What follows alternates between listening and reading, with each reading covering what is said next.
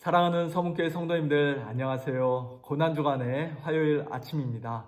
어제는 겟세마네 동산에서 기도하시는 예수님을 묵상했는데요. 우리 성도님들 다른 때보다 좀 더 기도 많이 하셨는지요? 시험에 들지 않게 깨어 기도하라고 예수님께서 제자들에게 말씀하셨던 것처럼 이 고난주간에 더욱더 깨어 기도하는 우리 모두가 되면 좋겠습니다. 오늘 아침에 함께 묵상하실 말씀은 마가복음 14장 43절부터 52절까지의 말씀입니다. 예수님을 체포하기 위해 가룟 유다가 칼과 몽둥이를 든 많은 사람들과 함께 겟세마네 동산으로 찾아온 장면이죠. 누가 누군지 제대로 분간하기조차 힘든 깜깜한 밤에 실수하지 않고 예수님을 잡아가기 위해서 가룟 유다는 그 사람들에게 한 가지 신호를 주겠다고 미리 말해놓은 상태였습니다. 내가 입맞추는 자가 그이니 그를 잡아 단단히 끌어가라. 그렇게 미리 말해놓고는 예수님을 찾아와 가룟 유다는 그 계획대로 예수님께 입을 맞춥니다. 랍비여 하면서 가룟 유다가 입을 맞추자 그들이 예수님을 붙잡습니다. 입맞춤은 그 당시 문화권에서 하나의 인사법이었는데요. 특별히 제자가 자기 스승에게 신뢰와 존경을 표시하는 의미로 입을 맞추었다고 합니다. 그런 신뢰와 존경의 입맞춤을 가룟 유다는 지금 예수님을 팔아넘기기 위한 하나의 도구로 사용한 것입니다.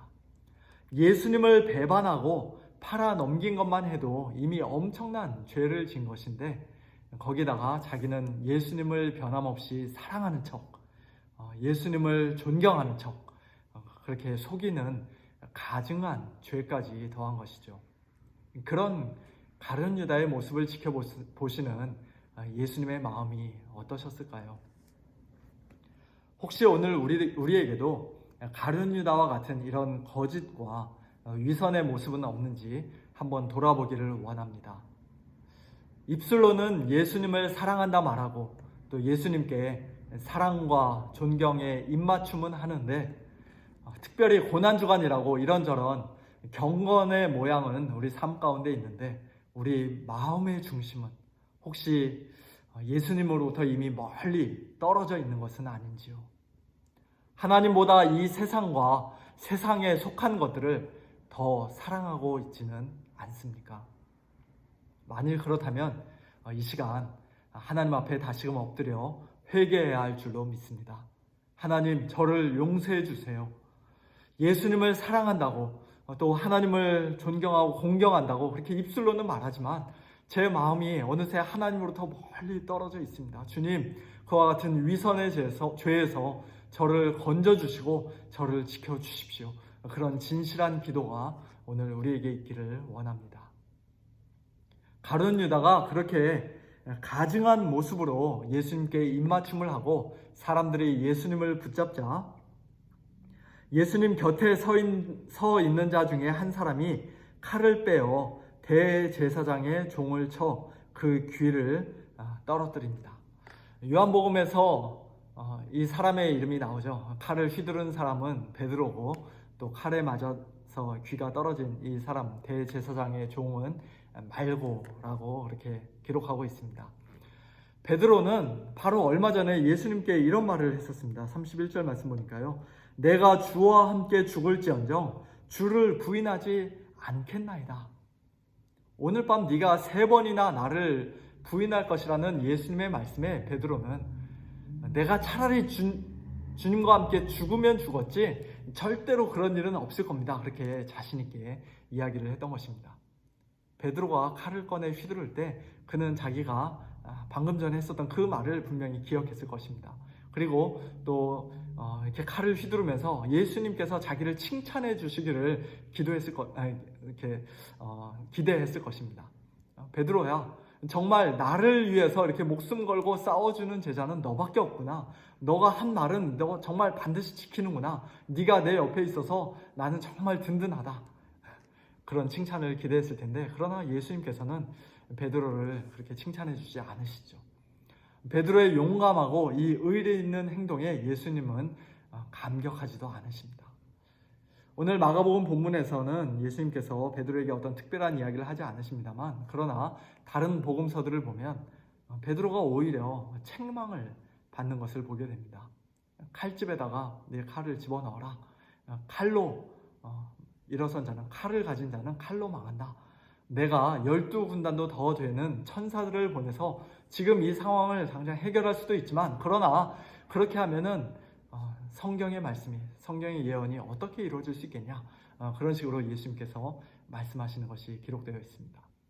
한마디로 칼을 휘두른 베드로의 이 행동은 예수님께 도움이 되기는커녕 오히려 십자가를 향해 나아가시는 그 예수님 앞을 가로막는, 예수님께 방해가 되는 행동이었다는 것입니다. 마치 가이사랴 빌립보에서 일찍이 예수님을 그리스도라고, 살아계신 하나님의 아들이라고 베드로가 고백한 후에 곧바로 예수님 절대로 죽으시면 안 됩니다, 십자가를 지실 수 없습니다, 그런 식으로 이야기를 하면서 예수님을 가로막았던 것과 똑같은 실수를 범한 것이죠.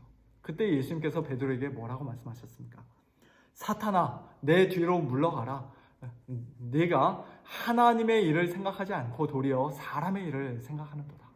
물론 그때도 그랬고 또 지금 칼을 휘두르는 때도 그렇고 베드로의 의도는 분명히 선하고 좋았을 것입니다. 예수님을 정말로 사랑해서, 예수님을 정말 걱정해서, 예수님께 조금이라도 도움이 되고 싶어서 그렇게 말하고 행동했을 것입니다.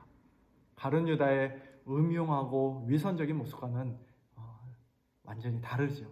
그러나 결과적으로 베드로는 자기의 인간적인 생각으로, 또 말씀에 기초하지 않은 자신만의 열심과 열정으로 예수님을 가로막은 꼴이 되고 말았던 것입니다.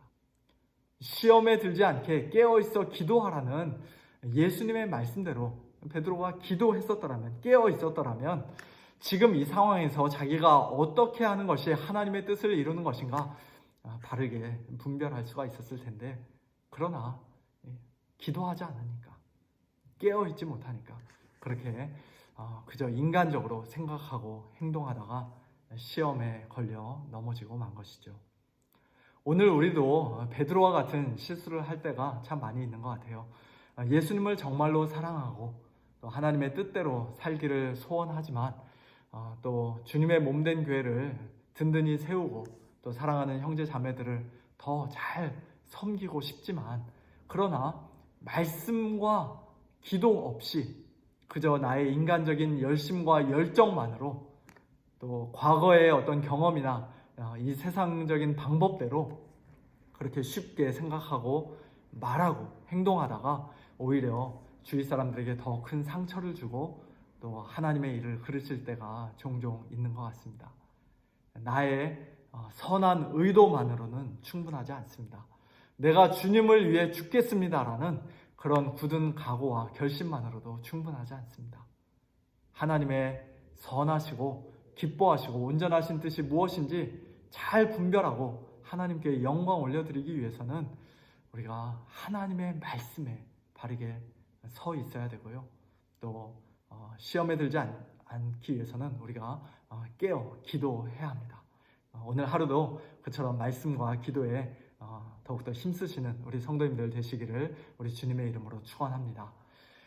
가룟 유다와 베드로 두 사람의 모습을 우리가 지금까지 잠시 살펴봤는데요. 사실 다른 나머지 제자들도 다 마찬가지죠. 내가 주와 함께 죽을지언정 주를 부인하지 않겠습니다라고 베드로가 말할 때 다른 제자들도 사실은 다 똑같이 이야기를 했습니다.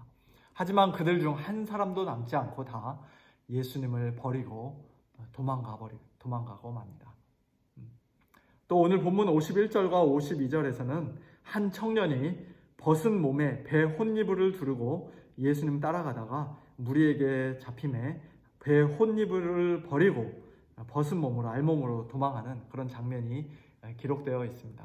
마가복음에만 이 말씀이 기록되어 있어서 많은 사람들이 이 사람은 마가구나 라고 이렇게 생각을 하는데요. 그러나 그것은 하나의 추측에 불과하고 이 청년이 도대체 누구인지, 그리고 왜 배 혼이불을 두르고 다른 거 안 입고 이렇게 혼입을만 두르고 잠자다가 쫓아나왔는지 우리는 정확히 알 수가 없습니다. 만일 마가 본인이었다면 자기도 그렇게 예수님을 버리고 도망친 참 부끄러운 죄인이라는 일종의 양심 선언이라고 할 수 있을 것입니다. 만일 저와 여러분이 이 현장에 있었다면 우리는 어땠을까요? 우리는 도망가지 않고 끝까지 예수님 곁에 남아 있었을까요? 아마 우리 대부분, 저를 비롯해서 우리 대부분은 다 그 제자들과 같이 똑같이 도망쳤을 것이라 생각합니다. 그러나 감사한 것은 우리 예수님께서는 자기 제자들이, 그리고 오늘 저와 여러분 역시도 그렇게 연약한 자들이고 형편없는 자들이라는 것을 이미 다 알고 계셨다는 사실이에요. 예수님께서는 너희가 다 나를 버리리라고 제자들에게 미리 말씀하셨습니다. 내가 목자를 치리니 양들이 흩어지리라는 스가랴서 13장 7절 말씀의 예언대로 제자들이 도망하는 것은 예수님께 깜짝 놀랄 만한 일이 아니었습니다. 예수님 미리 다 알고 계셨어요. 그러나 그것이 끝이 아니죠. 그렇게 겁쟁이요 도망자였던 제자들을 며칠 후 부활하신 예수님께서 찾아가 만나주시고, 또 오순절에 성령께서 그들에게 강림하신 이후 그들은 이제 죽음을 두려워하지 않는 전혀 딴 사람들이 되었습니다.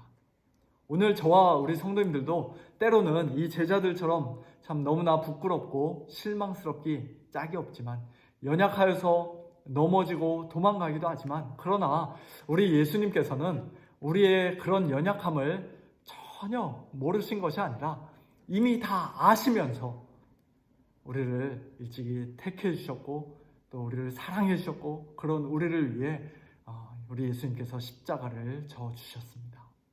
그리고 이제는 우리가 예수님의 부활의 능력으로, 부활의 새 생명으로 살아갈 수 있도록 우리에게 성령님을 보내주셔서 연약한 우리를 날마다 도우시고 인도해 주십니다. 이렇게 좋으신 우리 예수님을 더욱더 사랑하는 마음으로, 또 우리 안에 거하시는 성령님의 도우심을 더욱더 의지하는 믿음으로 오늘 하루도 하나님께 영광 올려드리는 복된 우리 성도님들 다 되시기를 우리 주님의 이름으로 축원합니다. 함께 기도하겠습니다. 하나님 아버지, 은혜를 감사합니다.